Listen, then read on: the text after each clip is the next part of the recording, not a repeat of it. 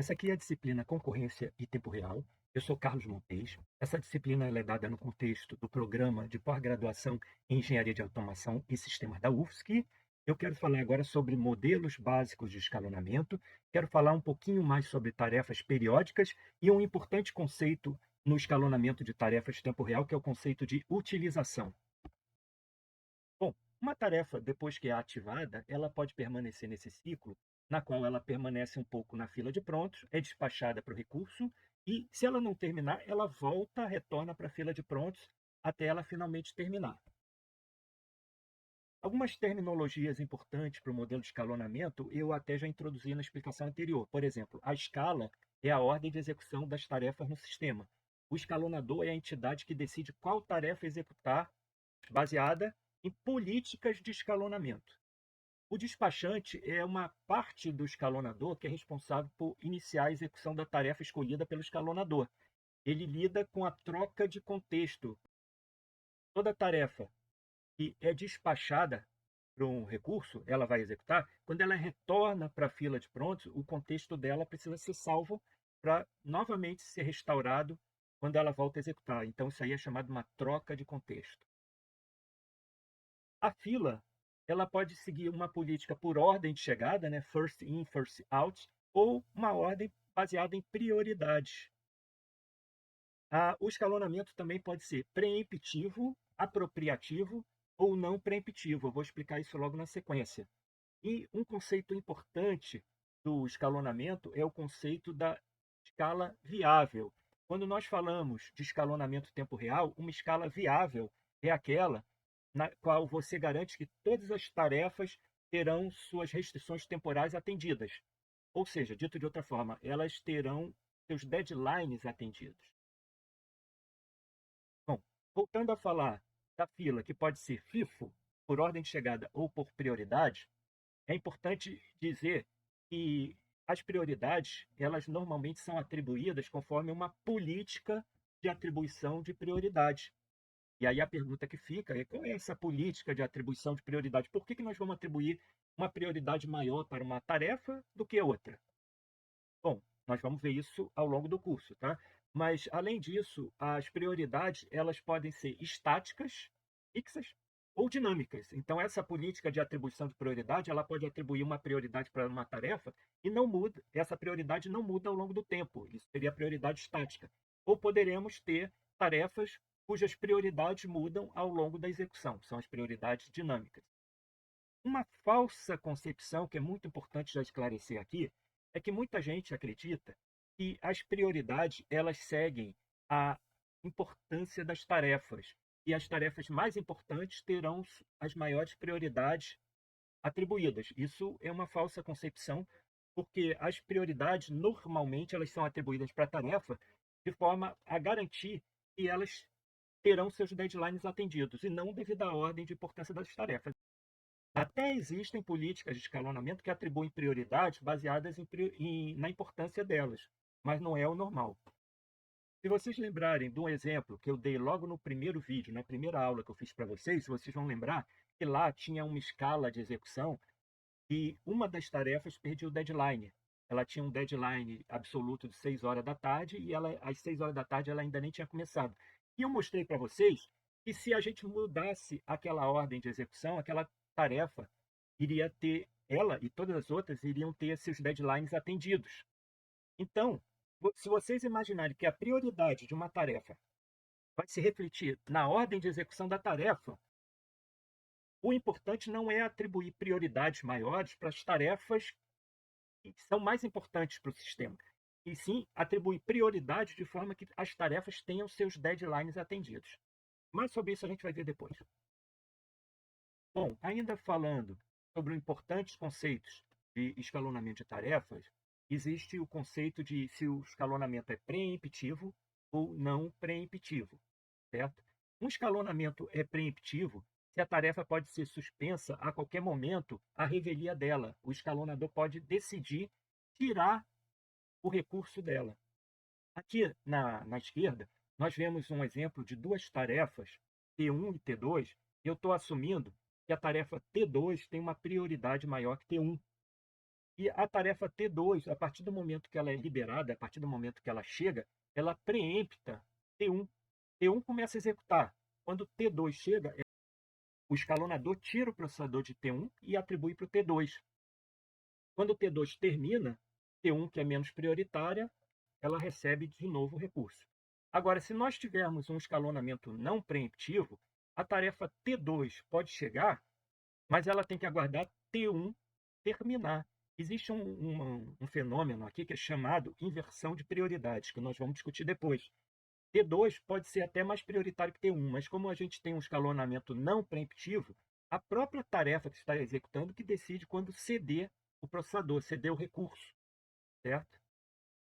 E conforme eu já comentei com vocês, no modo preemptivo existe um overhead relacionado à troca de contexto da tarefa, né? A tarefa que ela é preemptada, ela tem que existe uma troca de contexto e isso pode ter que ser levado em consideração durante o escalonamento de tarefas. Retornando para o conceito de tarefa periódica, eu queria fazer um desafio para vocês e perguntar o seguinte: nessa linha do tempo que eu estou representando, tem uma tarefa que ela aparece executando neste momento, depois aqui, logo aqui e aqui. Aí a pergunta é: essa tarefa, ela pode ser uma tarefa periódica? A resposta é pode, mas não necessariamente, né? Por quê? Ela pode ser uma tarefa periódica, porque é importante, muito importante enfatizar para vocês que o período ele diz respeito à liberação, é o intervalo de chegada das tarefas, né? A tarefa ela é liberada, aqui ela chega nesse momento, depois ela chega nesse momento, ela chega nesse momento, chega. Então, o intervalo entre chegada das tarefas é que determina o período, não o intervalo de execução das tarefas, porque aqui o escalonador decidiu executar essa tarefa nesse momento, aqui ele preferiu executar a tarefa mais para o final do período dela, aqui novamente no início, então o intervalo de chegada das tarefas é que é importante para determinar o período das tarefas. Então nós vimos que um conjunto de tarefas pode ter tarefas periódicas, esporádicas e aperiódicas, né? Nos referindo especificamente para as tarefas periódicas, elas usualmente são especificadas através do período, tempo de computação e seu deadline relativo, que a gente aqui vai até chamar simplesmente de deadline. Então, aqui é um exemplo de uma tabela que ela mostra três tarefas. A tarefa A tem período 80, tempo de computação 40 e deadline 80. A tarefa B, período 40, tempo de computação 10, deadline 40. E a terceira tarefa, a tarefa C, ela tem período 20, tempo de computação 5 e deadline 20. Não sei se vocês perceberam, mas eu fiz de forma proposital, eu fiz com que os deadlines coincidissem com período. Então, a tarefa A tem período e deadline 80, a tarefa B, período e deadline 40, e a tarefa C, 20. É muito comum que, em exemplos que vocês encontrarem de escalonamento de tarefas, que se determine o deadline da tarefa coincidindo com a próxima chegada da tarefa. Então, ela tem que concluir até a próxima chegada. Não é obrigatório, mas boa parte dos exemplos que nós vamos encontrar, o deadline relativo coincide com o período da tarefa. Bom, então, quando normalmente vocês encontram um artigo, um texto, um trabalho científico, que aparece um conjunto de tarefas e se mostra as restrições temporais delas, os parâmetros delas, muitas vezes aparece simplesmente o tempo de computação, vírgula, período. E aí vocês vão perguntar, e o deadline? É porque quando aparece isso, significa que o deadline coincide com o período. E vocês nunca vão confundir quem é primeiro o tempo de computação e quem vem depois o período, porque alguns trabalhos colocam de forma invertida, colocam período, vírgula, tempo de computação. Mas a confusão não é possível, porque vocês sabem que o tempo de computação sempre vai ser menor ou igual ao período, né? Bom, menor que o período, né? Vamos ser sempre menor que o período. Então, o menor dos parâmetros vai ser o tempo de computação e depois o período. Então, vocês nunca vão confundir quem é quem. Se o deadline não coincidir com o período, normalmente os três parâmetros são especificados: tempo de computação, período e deadline. Aqui, nós estamos mostrando uma possível escala de execução dessas três tarefas que eu acabei de mostrar para vocês, A, B e C. Isso aqui é o que a gente chama de um gráfico de Gantt, né? é uma forma de representar a linha do tempo onde as tarefas estão especificadas separadamente. Então, aqui nós estamos assumindo uma escala no qual foi atribuída a maior prioridade para a tarefa C, depois para B e depois para A. Então, é um exemplo, é um possível exemplo de uma escala de execução para essas três tarefas, né? Nós vamos considerar que é um instante zero. Um instante zero, as três tarefas chegam ao mesmo tempo. Como a tarefa C é a mais prioritária, ela ganha o processador. Então, está representando aqui que ela está executando, aqui em azul. Essa bolinha verde é o tempo que essa tarefa termina a ativação dela. Assim que ela termina, quem está na fila de prontos? A e B. Certo? Quando as três tarefas chegam ao mesmo tempo, A, B e C estão na fila de prontos, mas a tarefa mais prioritária, que é a C, ganha o recurso. A B fica na cabeça da fila de prioridade, na fila de prontos, e a fica mais atrás. Quando a tarefa C termina, a B começa a executar. Quando a tarefa B termina a execução dela, quem finalmente ganha o processador é a tarefa A. A tarefa A começa a executar, só que a tarefa C chega novamente. Lembra que o período dela é 20? Aqui, o período da tarefa C é 20. E ela é mais prioritária que a tarefa A.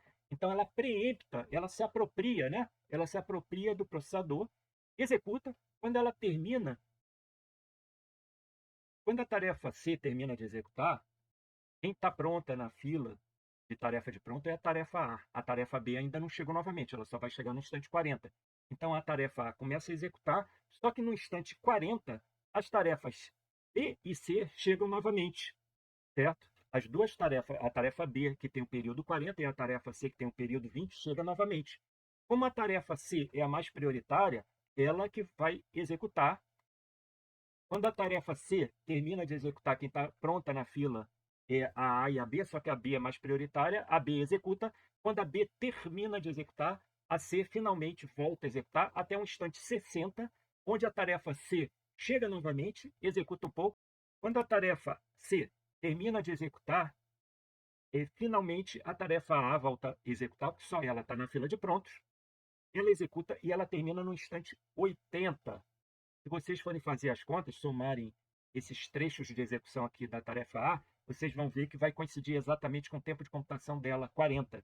Certo? Esse pedaço aqui, mais esse pedaço, e aqui ela consegue concluir. Então, todas as tarefas aqui conseguiram concluir dentro do seu deadline. Se vocês observarem, esse tempo 80, ele é o mínimo múltiplo comum dos períodos das tarefas. Então, nesse período 80, a tarefa A chega uma vez, a tarefa B chega duas vezes e a tarefa C chega quatro vezes.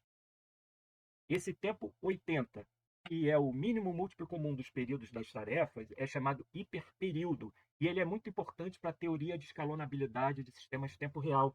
Porque se vocês observarem, se vocês repetirem esse trecho de execução aqui, essa janela de 80, para sempre, 80, 80, 80, todas as tarefas repetirão exatamente essa escala de execução, porque aqui todas as tarefas chegam novamente, nesse instante 80, A, B e C. Então, se a gente repetir esse hiperperíodo, todas as tarefas terão seus deadlines atendidos para sempre. Outro conceito que é muito importante para a teoria de escalonamento de sistemas de tempo real é o conceito de utilização, que normalmente é representada pela letra U. Ela é a relação entre o tempo de computação de uma tarefa pelo seu período. Então, ela é a utilização que aquela tarefa faz do recurso.